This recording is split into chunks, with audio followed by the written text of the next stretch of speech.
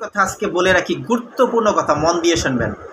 যারাই এখনও content monetization পেয়েছেন এবং যারা কন্টেন্ট মনিটাইজেশন পাননি, আমি যেটা মনে করি কন্টেন্ট মনিটাইজেশন তারাই পেয়েছে যাদের আইডিগুলো এখনও পুরান।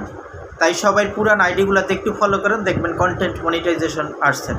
নতুন আইডিতে আপনি যতই ভালো করেন সেখানে কন্টেন্ট মনিটাইজেশনের সংখ্যা খুব কম। জানি না সবার কেমন ধারণা, আমার যেটা ধারণা, আমার একটি আইডি অনেক পুরানো, সেই আইডিতে আমি ঠিকমতো কাজই করিনি এবং সেই আইডিতে অলরেডি 15-16টা পোস্ট আছে যেখানে ইস্যু আছে, যেগুলো আমি রিমুভও করি নাই। কারণ আমি অনেক চেষ্টা করছি, সেগুলো রিমুভ করতে পারিনি, কারণ সেই পোস্টগুলো অন্তত পক্ষে 500 পোস্টের পিছনে, আমি সেই পোস্টগুলো পর্যন্ত যেতেই পারি না এবং আমি রিমুভ করি নাই।